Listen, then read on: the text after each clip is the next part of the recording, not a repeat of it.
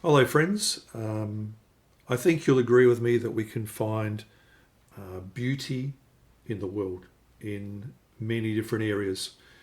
And today, with the help of my wife June, we're going to share some things with you from our collection, pieces that we've had the opportunity to acquire as rough, to go through the cutting and polishing processes to actually bring out the highlights in these particular pieces. My name's Robert. We're Diverse Opals. Welcome to our YouTube channel, and I hope that you'll stay with us. We're going to present opal to you. We're going to go through processes in how to process and polish opal.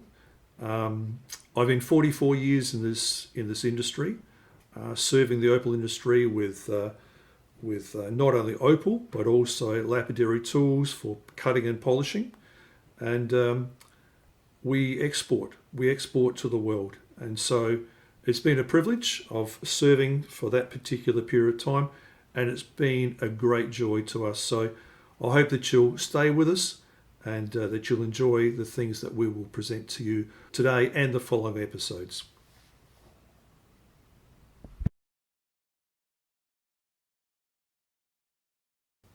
As you can see, I'm holding a beautiful crystal opal. This is quite a unique stone. I've spent quite a bit of time in Coober, Pedy. I haven't mined there, but because of the relationship that I have with miners and providing equipment for cutting and polishing of opal, I've actually had the opportunity to be shown some beautiful stones over time.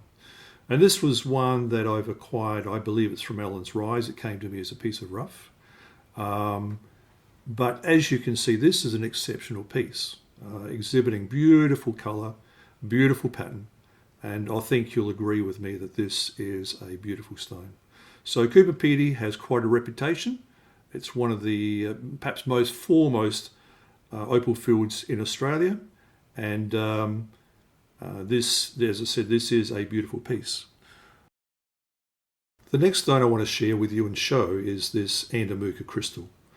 As the term crystal probably relates, is that it's actually transparent, but shows beautiful pattern and colour. So generally a crystal opal, when you look through it, you can see transparency, and that normally denotes a good quality stone. It doesn't have the milkiness, it is actually glassy like, but shows beautiful pattern and colour. That's the properties of a nice crystal opal.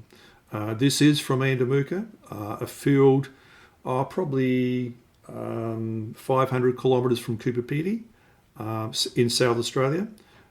So yeah, once again, a beautiful stone, and having had the pleasure of actually cutting this piece. The next piece I want to share with you is also from Andamooka.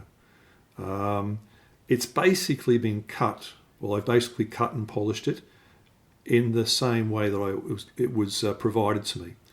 As a piece of rough, this must have come off of something larger, and all I can say is this is a beautiful piece, exhibiting beautiful colours from both this side but also this side as well. And it's an unusual shape, but when it comes to colour like this, you will endeavour to cut the stone as it is to reduce any loss. You want to retain as much of that colour as possible. It could have been cut into an oval or a round, but we'd end up losing too much of that beautiful colour. So as you can see, this is a lovely stone. Our next piece is also from Andamooka. This one's a little bit different.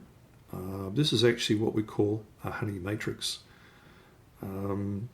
It has that sort of yellowy look that you'd expect from honey. And this is a natural stone. People talk about matrix, and in particular matrix that comes from Andamooka, and traditionally it is dyed with either sugar and acid, There are some other alternatives. People use oils, but this is straight from the ground. It's just been carved. I've actually carved this piece to try and reveal pattern and colour, and also just to retain as much of the weight as possible. You can see the colour is evident on both sides, and that's why it's been polished on both sides. But it is once again a very lovely piece. Now, you've already heard me talk about matrix, and we're still staying with Andamooka. Andamooka produces a lot of different types of opal, and it's actually one of my favourite fields for the variety, I guess you could say. Andamooka produces a lot of different types of opal, and this is a treated Andamooka matrix. You will hear of other types of matrices from Andamooka, sandy matrix. Some people refer to it as concrete, but this is an actual matrix. And when it was found originally, it would have had a look of perhaps almost whiteness to it. But through the process of treating with sugar and then carbonizing with sulfuric acid, you actually bring out the pattern that already exists with this stone, and it just helps to lift the colour as well.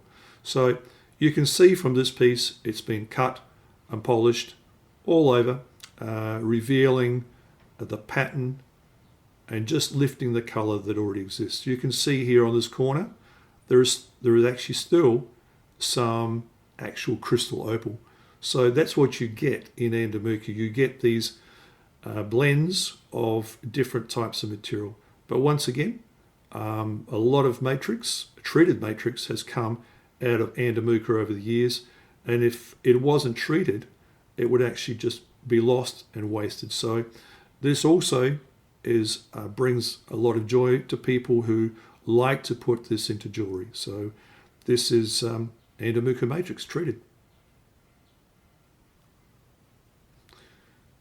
Staying with Andamooka again, I've got here a piece of Andamooka sandy matrix, and in the same theme as the last piece that I showed you, which was treated Andamooka matrix, this is sandy matrix. It actually has quite a granular type of composition about it, very hard to get a polish on, but in this particular case, this piece has been carved and coated to give it that glassy look. Without the treating, it wouldn't have that shine to it.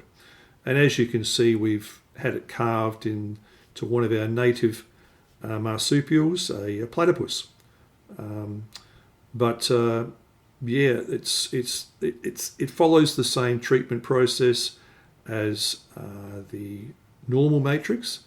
In some cases, because of the porosity of concrete or sandy matrix, they do use oil because it actually can penetrate the stone, and then it's actually fired under heat in a barbecue type situation or a fire, and it just helps to carbonize the oil, and the carbonizing brings darkness to what would have originally been a light coloured stone, and it actually highlights and brings out the pattern and the colour that is in fact in sandy matrix. The next piece I want to show you is a piece from Winton, the Boulder fields in Queensland. Queensland Boulder has quite a reputation, and I think that if anybody has had any experience in opal, they will have seen Boulder opal at some stage. Now, the term Boulder opal actually refers to the way it occurs. If you can imagine quite sizable pieces of ironstone, this is the way the ironstone looks. And this is actually not a hard ironstone. This is sort of a mediocre hardness of ironstone. But you can have very hard ironstone. This is one of the softer versions, and it occurs as a large rock, And in that rock, you'll have veins, right? Veins of opal. The opal can be precious, it can be potch, which means there's virtually no colour in it. And ideally, people want to see crystal opal running through that. And so they break the boulder down, they split it apart, saw it, break it however is necessary to actually extract the colour. And the opal is sitting here on top of this ironstone. This is a natural occurrence, okay? This is not man-made, this is naturally occurring. And we polish the surface to actually highlight and bring out the colour. And I think you'll agree it is a beautiful form of opal that is appreciated by many, many people. This is another piece of boulder from Winton. As you can see, beautiful colour, and this has actually required a lot of work. You can see the ironstone. This is once again one of the softer forms of ironstone, but you can see the surface is very bumpy, I guess you could say. It's a little bit, a lot of up and down movement in the surface, and to get to the process of, or go through the processes of getting this as a final result of polish requires time and effort. And in the following episodes that we'll be presenting to you, we will share with you the processes that we've actually gone through to achieve a result of highly polished. And although this may not be classified as highly polished, we can show you the methods that actually will achieve an even higher finish if you want to put in the time. But once again, Boulder opal, very beautiful. The next piece I'm going to share with you is this boulder matrix. And the reason why we call it a boulder matrix is basically the pattern. You can see the pattern is a little bit different. This particular piece was a lot of work. If you can imagine something the thickness of a cigarette paper, but not on a flat plane, over the surface, which is quite bumpy. A lot of work. There's probably about 10 hours work of just finely grinding, sanding, polishing. And although we don't actually have quite a polished surface on here, this is probably the best that we can do. If I turn this over, you'll be able to see a very thin line over here. And this is an indication of how thin this colour is. If you're prepared to put in the time and effort on a stone, you can achieve results. But as I said, you have to be patient and be prepared to put in the time. The next piece I want to share with you is this piece of material from Koroit, still staying in Queensland, just commonly known as Boulder opal, but Koroit is quite unique. And as you can see, the way the patterns occur, this is in demand. A lot of people like this, and you can have virtually no pattern, no colour to pattern to some colour, and obviously better colour or more colour is more popular. This is a hard ironstone. You heard me talk before about sandy boulder. This is really hard ironstone. Requires more effort. You can see the way it takes a polish. This is hard material to work with, and but it pays off because you can see here on this surface the high shine that we get on that ironstone. It just lifts the stone, makes it look really appealing. But this is Koroit material from Queensland. The next piece I'd like to share with you is this piece, another piece from Queensland, another piece from Koroit. This is quite a large piece. And they often get chopped up and cut into smaller pieces, but I've kept this one in the state that it was actually found. I've just cleaned it up, taken the skin off the surface, just to show what it's like. And I must admit, I'm sort of half tempted to cut it through the middle, because quite often you can have some very beautiful patterns and colours through the middle. So I can't say that I'm completely decided about what to do here, because you can actually see like a kernel in the middle, and when you cut this through the middle, you're actually revealing more colour if it's present. You can see it has a lot of colour all over, and it just adds to the colour, adds to the uniqueness of Boulder. That's why Boulder is so very popular. But this ironstone takes a very nice polish. I think I could have probably got a better polish than this, but we're just going through some pieces today to show Boulder opal and other opal, to give you some sort of an idea of what actually is out there. The next piece I'd like to share with you is a piece from Lightning Ridge.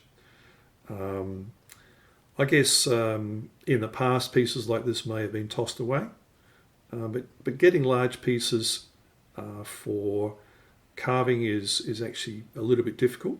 So this particular piece has been carved this year, mined some time ago, but it was just an exercise in developing skill, and just to reveal the natural beauty that does exist in opal. We've got a blend here of colour, and of course the grey, which is colourless, but I've gone through the process of actually polishing it from each side. It is time consuming, but I think it's also rewarding, because there are people out there that look for unique pieces, and as I said, getting large pieces is actually becoming more and more difficult. So I'm sure that there'll be somebody out there that will appreciate having this made into a pendant and have it hanging around their neck. The next piece I'd like to share with you is a piece from Lightning Ridge. I think you'll agree with me, it's a lovely piece. This has actually been a transitional piece that's been through quite a number of different processes to achieve and arrive at this particular result. When I first acquired this piece, I polished one side, which was actually this. And I'd been avoiding polishing the other side because there was so much dirt in the surface. I thought it's going to take too long, and maybe there'll be too much dirt in it, and may end up with holes in the stone. But a friend convinced me. He said, why don't you reveal not just this side, but also this side? And as you can see, this side here has turned out to be the far better result. Once again, a lot of time goes into polishing these pieces to be able to achieve a nice high finish. It's time, but it's also rewarding. Okay, what you're looking at, you might think to yourself, this doesn't look like an opal, but this is one of the anomalies that comes from Andamooka, and that's why I actually like Andamooka opal. This is quite a large piece of quartz, and it's quite common in Andamooka. And if you know where to look, you're going to find painted ladies. And you may have heard the expression painted lady before. If you take a painted lady and you can actually find the line on the stone, and you know how to break it, and you break it in the right spot, you'll end up with dual surfaces. Now this particular one has nice colour, perhaps more colour on one side than the other, but when the opal miners found these things initially, and which is a long time ago, they were very happy to see it, and they called it painted ladies. It's like a work of art, but a beautiful crystal opal, and over the years these have been sold as specimens, have been cut into jewellery, but lovely. You've got varying qualities, so this is a nice example of a painted lady from Andamooka.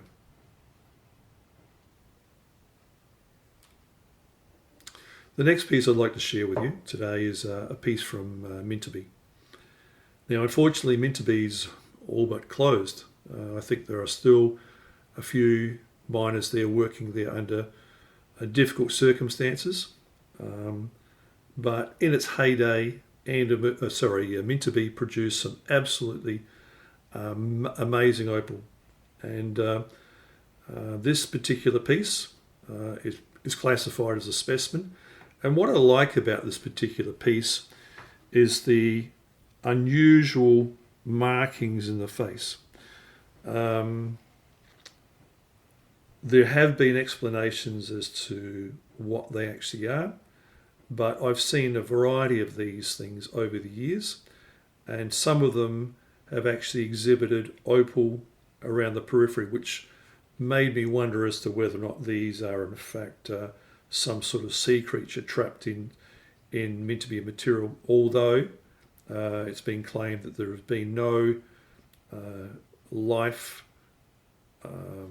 sea creature type life trapped in any of the opal over the time that people have been mining there. But this in itself, highly polished. It's a nice piece. It's a lovely piece to be having in your display cabinet, sitting on your bench. But in the past, a lot of people have taken these pieces, they've cut the opal off the top and made doublets from it. This is one of the pieces that hasn't gone to that stage or come to that stage. I've wanted to keep it as a specimen, and I think you'll agree with me that it's a wonderful example of how Mintabie material has formed. This particular piece was mined from probably around about beautiful crystal opal, and opal has come from Mintabie over the years, and it's unfortunate that opal is no longer being mined there. If this information's been of help to you and you've actually enjoyed what we presented to you, subscribe to our channel and click the like button. Thank you.